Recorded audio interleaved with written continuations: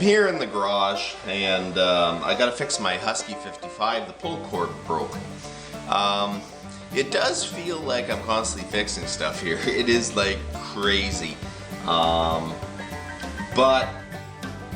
like when little stuff like this happens, this can cost you probably $120 to get someone to fix your pull cord, which to me is crazy when you can easily do it yourself.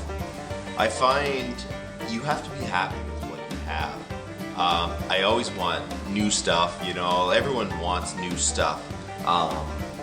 But now I have a good saws to cut my firewood. I am going to use these suckers till I am old and gray and can't lift a saw. So now we're going to go fix this sucker. The first thing I'm going to do is pull these screws off. This one, this one, this one, that one. And then we're going to remove the pull cord and then put the new cord in it. I've already got the new cord. You know, it's always Murphy's Law. The very one time I only bring one chainsaw back in the bush. I always bring two, at least. The one time you only bring one because surely nothing is going to happen. This happens. Drop it. Okay. This is what happens. You pull on the cord,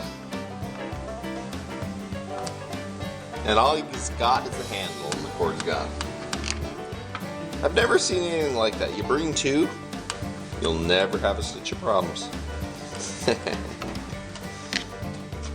Well, so you pull off all these screws. Oh, you lift off the cover. There you go. Now you got your pull cord off. Now we're going to set that over there. So there, you got your pull cord off. The biggest reason this happens, I know this saw, I forget, the cord either got cut or something and I cut it shorter. So when you pull it, the cord's too short. So you're putting a bit of strain on the knot and it pulled off. These are very easy to fix, the pull cord. So normally in most like small engine pull cords, you got to remove this out so you can get the cord wrapped around it. Then you lose the spring, and then you lose your mind, and then you start throwing stuff, get mad, and try to wind up the spring again. So this is probably one of the easiest ones to fix ever. You do not remove that. So you're not going to have to get to the spring. You're not going to have any issue. So what I'm going to do is unwrap the pull cord and then pull the cord out. Okay.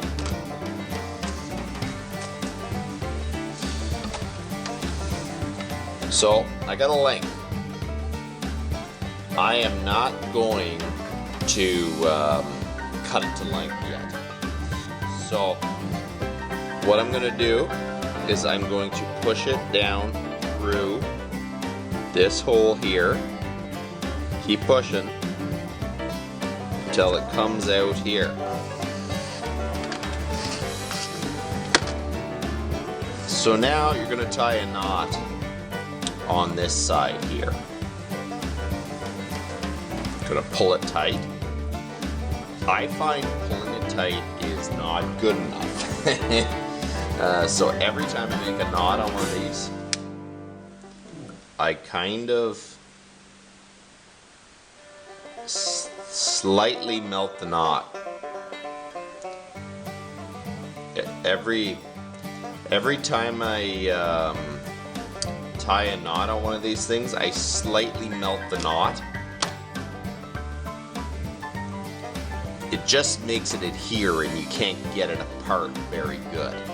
So it gives it that extra little chance that it's not going to come loose. Now I'm going to cut the end of this off. You have heated up the knot. I cut the edge off.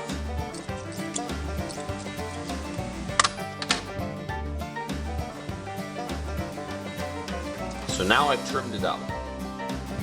So now when you pull it, it fits nice in there.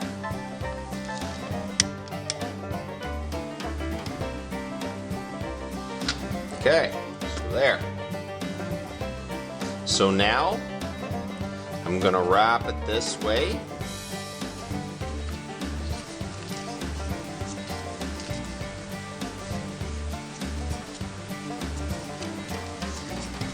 And you kind of want to do a little more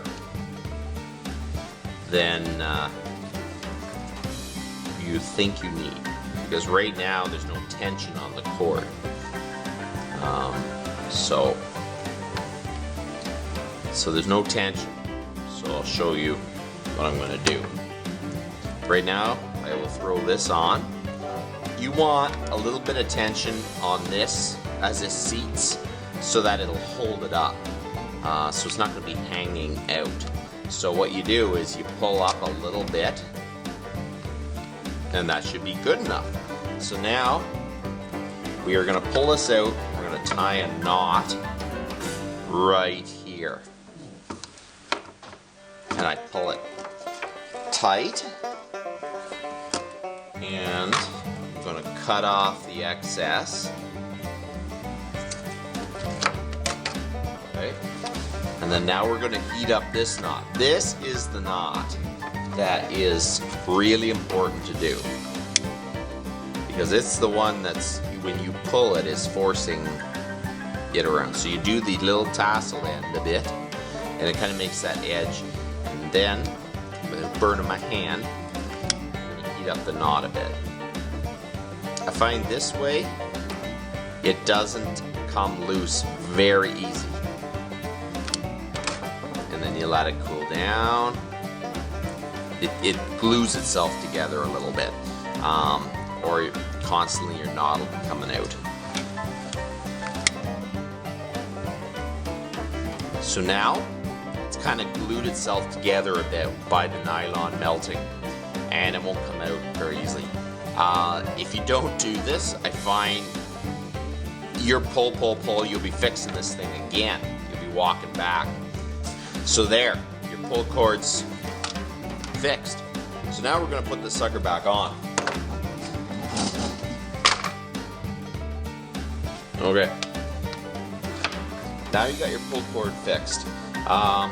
There is little edges on your actual starter that grab cogs on your flywheel. And when it isn't running, the springs bring it to the center. Normally won't fit down all the way. You just give it a little bit of a pull and it drops down. You want to make sure the cover sits down first before you tighten up the screws, or you can break the cover.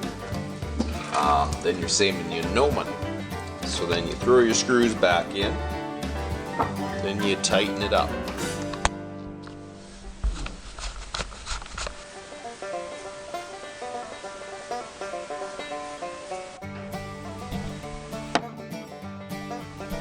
You fixed your pull cord, it's all good, and you didn't have to go pay someone to do it. Now you can go cut wood. And it's fast too. If you only have one saw or whatever, you can be out cutting the rest of the day instead of Saturday when no one's at the garage and your saw fixed. So it is really, really important to make sure that you can fix the stuff you have and enjoy the stuff you have. Have a good one.